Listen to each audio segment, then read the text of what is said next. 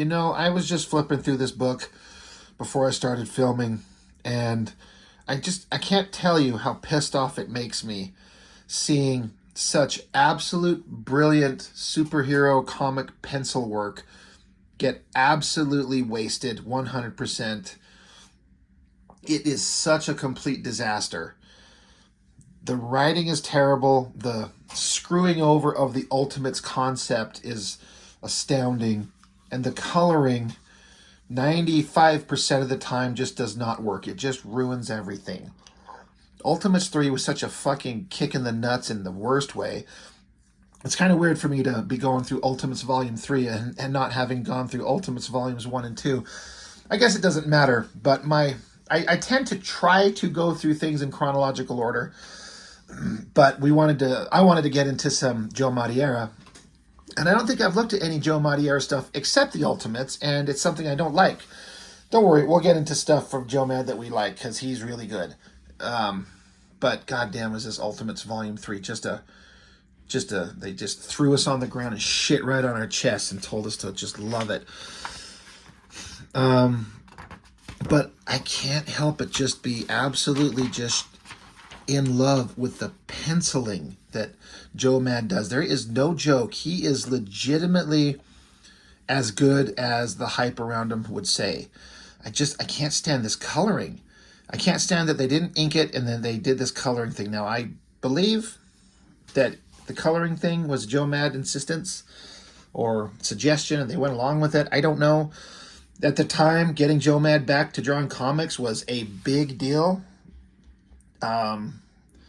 And so I think they would be willing to do whatever the fuck he wanted, if I had to guess.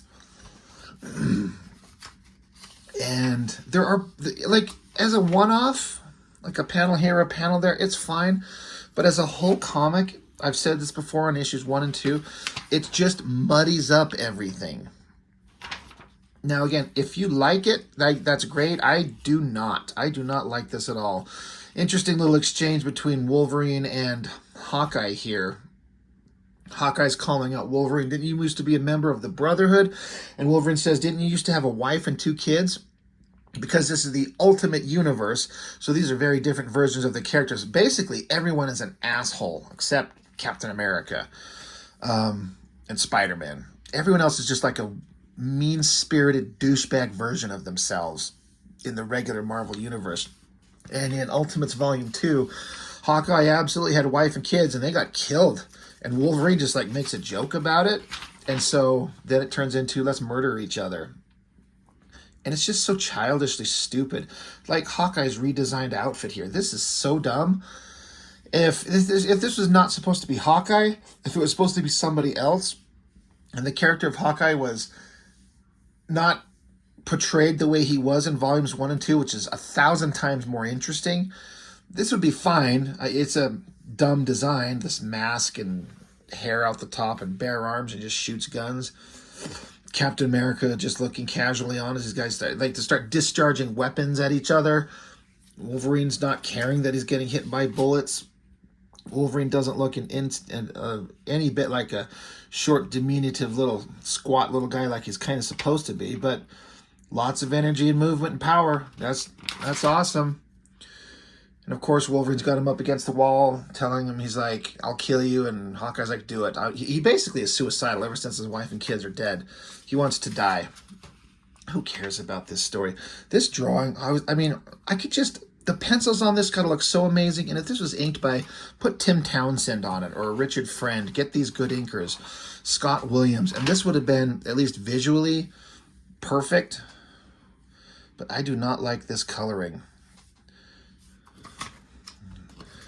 But there are some parts coming up here on these next pages that kind of work. Now, they're talking to Wolverine about Quicksilver and Wanda and how they know each other and how Wolverine knows them. Because, of course, in every universe, Wolverine's long-lived, so he's been around forever. So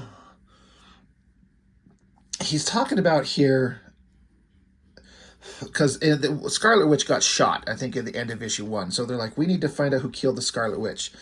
And Wolverine's like, I do too, because we're not just talking about any girl here. We're talking about Magneto's daughter, and she could have been mine, like his daughter. So what? So we do a flashback. He's like, after the war, I drifted. There was no home or family to go back to. So he finds himself in this mountainous place called Wundagore at some place in the Marvel Comics continuity. He's wandering through the icy snow. He falls to the ground, and he's found by Magda, Magda, who is the mother of the Scarlet Witch. And so as like a flashback, this kind of works. It's kind of okay as far as the coloring. Of course, the penciling is amazing. I love this shot of him kind of falling to his knees and falling into the ground. This girl finds him, great face. And then another shot, this both works and doesn't work. I can't get over how good Joe Madureira's pencils are. I think that the coloring sets the mood really well. And holy fuck, is this one dirty, almost R-rated scene. I mean, for whatever reason, she brings him in there. She takes his clothes off, so he's bare-ass naked. And then she jumps on him, and like they are fucking. And they got her giant silicone-filled boobies pointing straight to Jesus. I mean, look at her. She's riding his dick. You know that's what's going on. But the coloring of the flames behind it, the close-up of their faces, the shadows on the body, like you can see the outline of her shoulders, her breast, her everything. Like, it works. I wouldn't like to see, again, if this was like a traditionally inked comic and everything was kind of fine, and then this was like a flashback scene and this is how it looked, it would probably stand out as really wholly unique and interesting. It looks good. God, Joe, man, the silhouette of her figure kind of, the light of the fire kind of fading and out there. It looks so neat. Well done. Very dirty, but Wolverine's banging Wanda's mother. And then Eric Lehnsherr shows up. He's not Magneto yet, but he shows up and he sees Wolverine pounding his girl, I guess.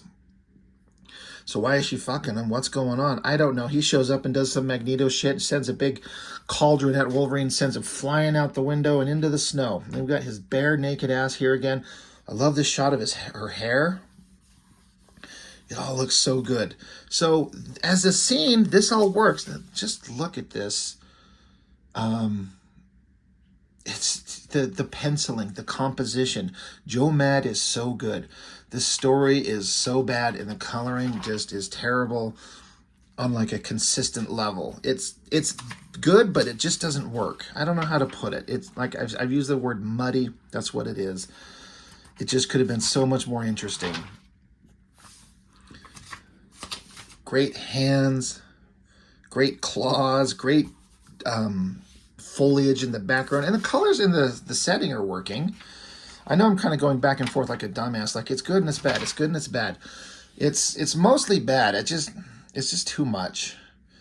Look at that great shot of Scarlet Witch creating, I guess she's creating or calling these dinosaurs. I don't know, but we're going to have dinosaurs fighting Wolverine, I guess. Because she threatened stupid Quicksilver here. Now, I'm thinking in my yapping, I might have accidentally skipped over. Nope, I didn't skip over it yet. We're getting to it. We're getting to the really weird, well, there's multiple screwed up parts. But after all this goes on, and dinosaurs chase Wolverine, and he goes off a cliff. The giant dinosaur falls over the cliff following him.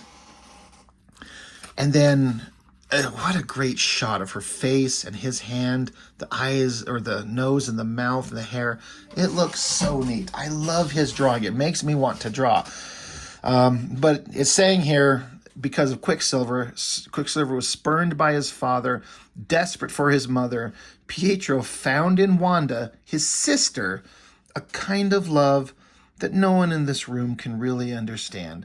Now, they've established they're brother and sister, and they're like in love, like romantically somehow, some way. And that's what Wolverine's kind of explaining. He's got a weird look on his face. They're like, what? And then Hawkeye's up here like, I don't want to know. I don't want to understand. Yeah, none of us do. I don't know what the hell the point of this is. But anyway, the Avengers, the Ultimates, are going to get on a jet. And it takes off. Cool coloring for the lighting and atmospherics. It works.